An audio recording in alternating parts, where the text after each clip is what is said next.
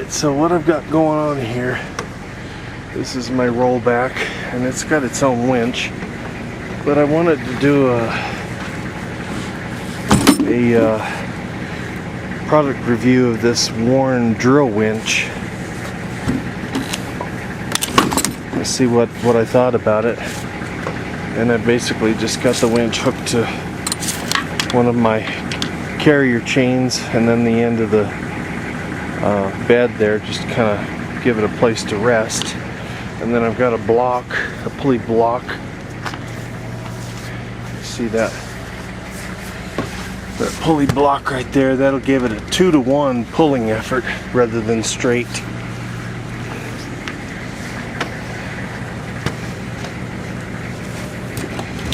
This one's got a clutch on the side of it, or an in-out, I guess. And then my little DeWalt drill.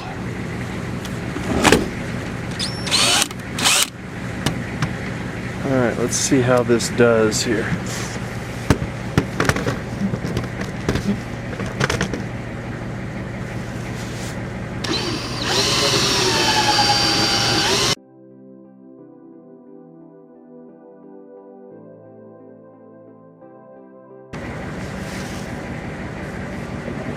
Alright, new battery. Let's see how long it lasts.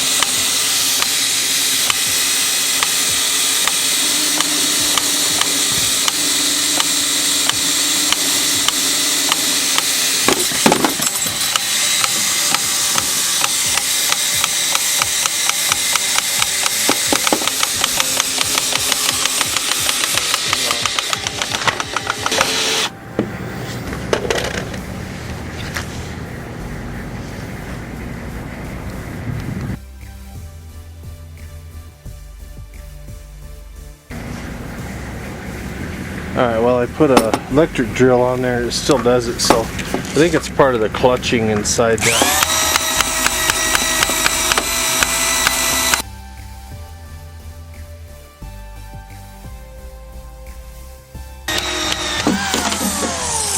Oh, drill popped off.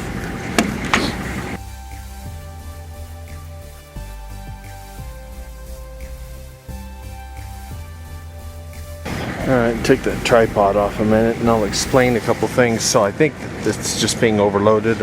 That truck weighs 5,000 plus pounds lift kit.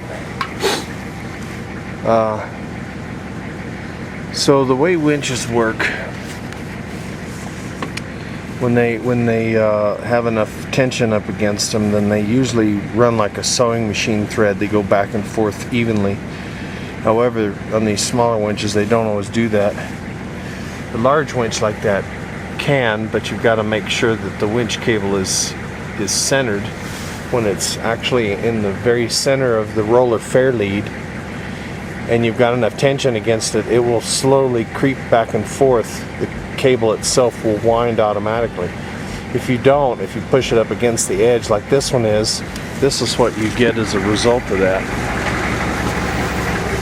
You get wear spots right here, which means the cable has wadded up against the inside of this mounting plate. So when you're winching somebody from 100 feet or 60 feet or something in there on the side of the road, it wads up really bad here. So what you have to do,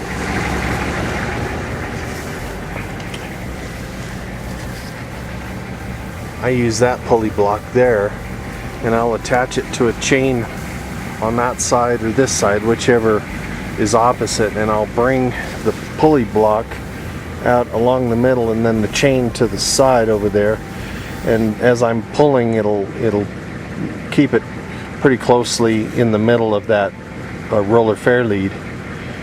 It's not perfect, but if you're out in the middle of nowhere winching a car out of the ditch, you kind of have to be conservative of how you run your winch cable, because if you get all of it wadded up here, then it'll never release. You'll have to pull the car off, and you have to basically drive the car off of it or hook to something and then pull the release catch and then drive away from it.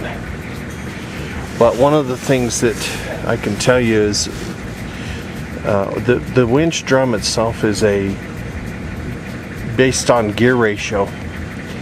So I can explain this to you, and I'll draw you a picture as well. As you're rolling this up, and if it goes across here and winds up carefully from side to side, then it constitutes as one gear ratio. Alright, so if I drew a picture of this, and I drew a winch drum and winch cable, and this is, let's say, your hook. As the winch drum is turning, let's say this way, this constitutes one wrap of the cable is one gear ratio. So to better understand that, let's think of it this way. Let's say, as I was explaining earlier, the cable is wadded up and it gets larger and larger and larger, and eventually it's up here. So let's say you've got an 8,000 pound winch. That's based on one cable sheave across this drum. That's one. That's if you look at the cable or the drum itself, and I am a terrible artist, and let's say this is your roller fair lead,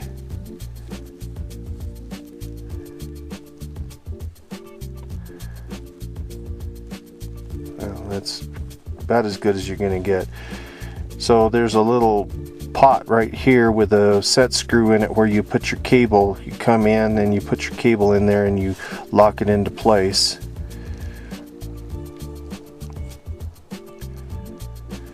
So as this cable runs across here, across this winch drum, this is considered one gear ratio here. Now as it wads up and it gets more and more cable around this winch drum like this, it creates a slower, less powerful gear ratio.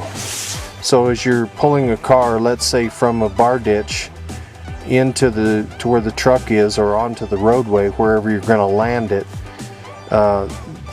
it starts to get faster, but it starts to become a lot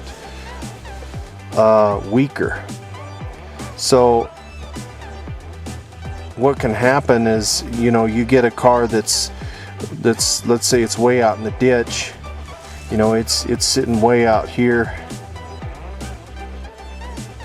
on its side, and you've got to come from here to here, and you've got to pull, and let's say your truck is right here, and you got to pull this thing back on its wheels. Now, doing it with this ratio with the one drum, I always leave like 6 or 7 wraps around the drum. I try not to go too far out, because the little pin that holds it in here can actually pop loose, and then if you pull your cable out of your drum, you might be in trouble, because it'll usually fray. It'll pop out that way, and you'll never get it back in the same hole. You'll have to cut it. So you pull the car back over on its wheels, and now it's on its wheels and it's pulling towards you. As long as the wheels are semi-rotatable or anything like that, it'll probably rotate okay. As you get this winch drum up here higher and higher, and it starts getting faster but yet weaker. Gosh, I hope I'm not losing you. Then it should be okay. You should be able to land it into the street or wherever you need to be, so you can scoop under it and pick it up or whatever, put dollies under it or put it on the rollback. So that's one of the things that you've got to watch for is the winch ratio. Now there's also another ratio. There's the hydraulic motor, and it's got planetary gear teeth in here. There's probably 3 to 6 gear teeth in there, and that has its own ratio.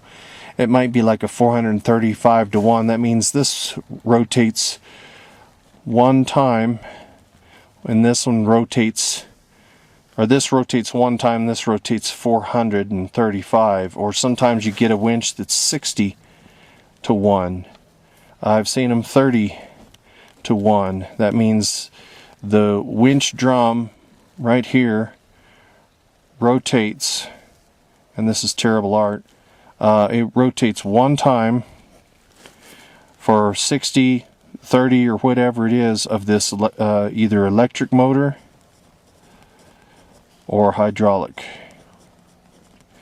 And then of course you can have mechanical too, which is like a come along or something like that. So this is just a quick word on winching and how winching can work for you. This is not everything about winching. There's a lot more you can learn about winching for towing or for doing your own things, or Jeep, working with a Jeep or something like that up in the mountains. In this scenario, let's say you've got a vehicle that's run off the road, it's snowy and icy. And let's say this winch right here is hooked to another friend's vehicle, maybe a Jeep or something, and that hook right there can be hooked to a tree. Of course, you always want to make sure that you put, something that's not going to hurt the tree. You can use like these webbings right here, and I've got some longer ones that can be used as well. You wrap this around the tree and it won't scar the bark, and you always want to tie it to the very bottom of the trunk. You don't want to tie it up high if you can help it. You want to tie it to the bottom of the trunk where it's stronger. Otherwise you could knock a tree over, especially small pine or any of those trees that are smaller in diameter, if that's all you have to work with. Also, you can use the tree, but you can also I'd have to show you a picture of it. Let's say this is a rock and this is a tree. Sometimes you can tie around the rock and work it around the tree and go out to the vehicle, and not necessarily tie it around the tree, but hook it to one of these straps here next to the tree, and that gives you that much more safeguard. Another thing you can do too is, if this is the tree and this is the rock and your work is over here, you can tie around the tree like I say before, and then you can hook another one of these to this rock and use a come along or something to kind of hold them together so the tree and the rock don't move. There's a lot of little tricks you can use, but for now that's what I can tell you. That is the Warn drill winch. And I'm probably overloading it, but it seemed like it worked okay. Pull this truck, I can probably pull it all the way up, but it's starting to get wadded up there, so I got to be careful with that. And this is mechanical fair lead. This is not a roller fair lead. Anyway, another thumbs up. Thanks for watching.